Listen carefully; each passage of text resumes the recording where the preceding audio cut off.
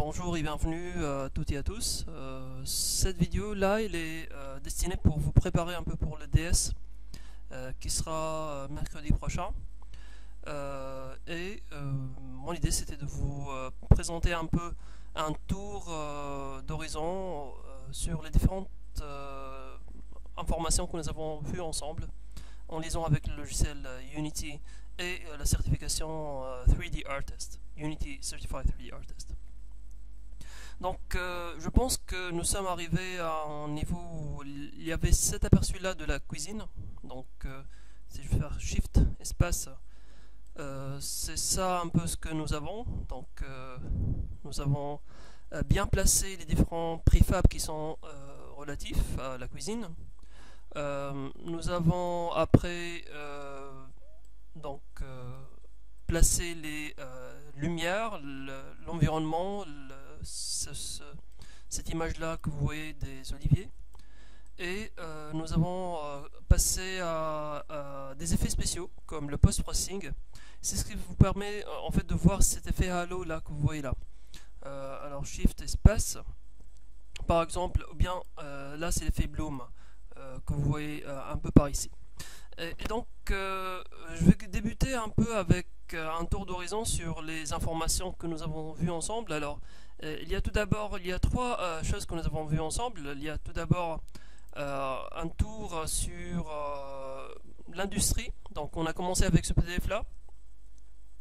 Et on a commencé à voir un peu le pipeline de création des jeux vidéo et des applications interactives. On a vu un peu comment monétiser les jeux. On a trouvé qu'il y a plusieurs systèmes tels que la publicité, les ads, et comment acheter des choses sur le jeu, etc. Alors on a dit qu'il faut faire de la pré-production, à savoir dessiner certains caractères, les mettre en ligne pour voir un peu les tailles, et après passer à la production, créer le jeu en soi, donc créer les préfabs, les différents modèles 3D ou bien les objets 2D, et commencer la programmation. Bien sûr il y a une phase de maintenance, donc il faudrait tester et vérifier les bugs, implémenter les codes correctement, et à la fin, une fois le jeu il est en production, on pourrait faire des upgrades, et c'est ce qui permet de prolonger un peu plus la durée de vie de votre produit en mettant par exemple des updates ou bien des améliorations des contenus. On a vu après la population des personnes qui peuvent travailler dans un studio de production.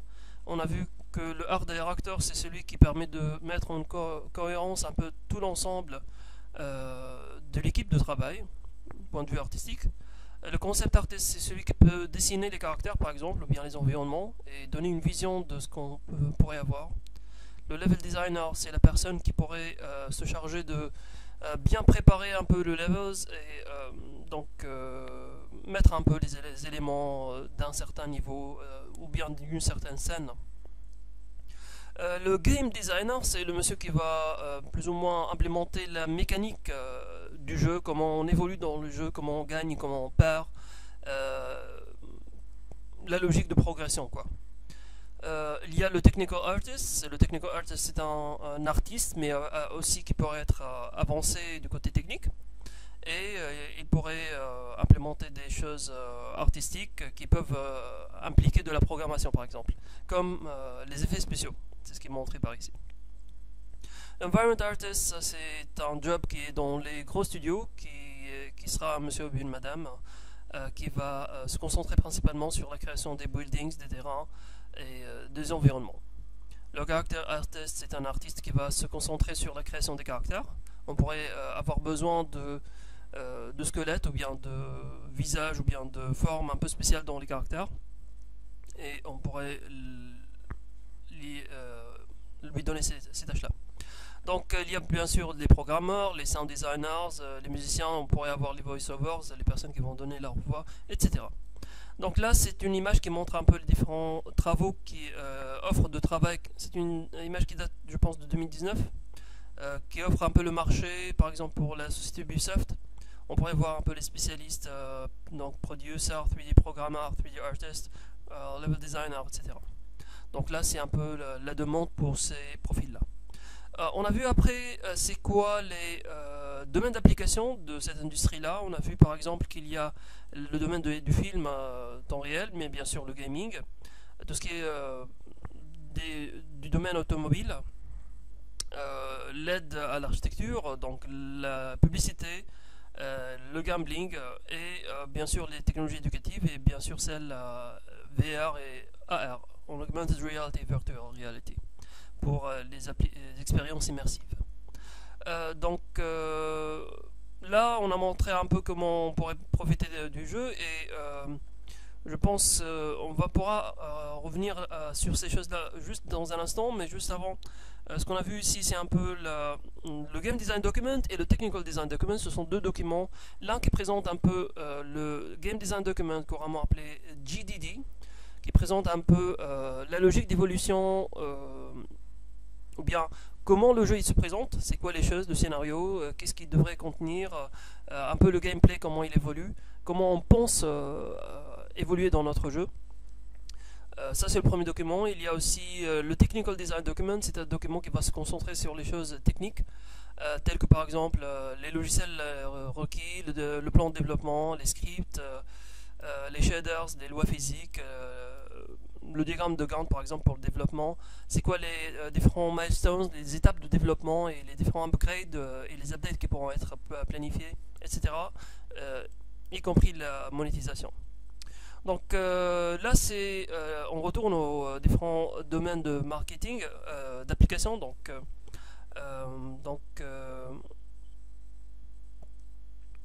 Là, c'est tout d'abord le gaming.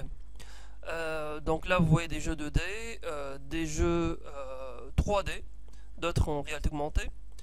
Le domaine du film, alors ce que vous voyez là, c'est des exemples de films qui sont produits à travers Unity. Ça, c'est un film Adam.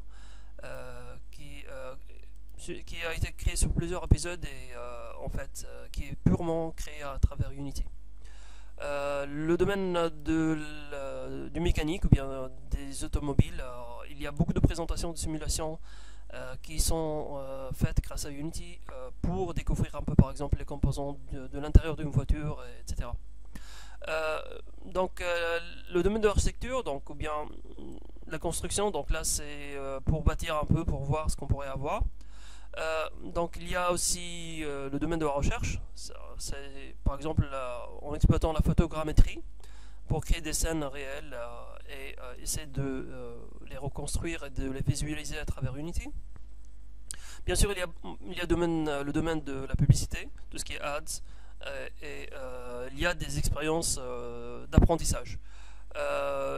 Enfin, le domaine de tout ce qui est en liaison avec la réalité augmentée et la réalité virtuelle. Donc toutes ces choses-là, ce sont des éléments qui sont possibles à travers Unity. Ce que vous voyez là, c'est l'interface de l'Asset Store. Lorsque vous écrivez Asset Store dans Google, c'est ce que vous allez retrouver. Et là, vous pouvez écrire des mots-clés pour faire des recherches sur des choses que vous cherchez. Et vous avez la possibilité de choisir le prix. Vous pouvez choisir par exemple les choses gratuites avec free. Et plusieurs autres paramètres de recherche qui pourront vous aider à améliorer votre filtre de recherche. Voilà, donc ça c'était un tour d'horizon sur les contenus qui peuvent être les choses qui pourraient être faites avec Unity et aussi le staff qui pourrait être inclus. C'est ce qu'on a vu durant la première leçon. Dans la prochaine leçon, on pourra progresser encore plus sur les autres notions en commençant par se familiariser un peu avec l'interface du logiciel Unity. Ok.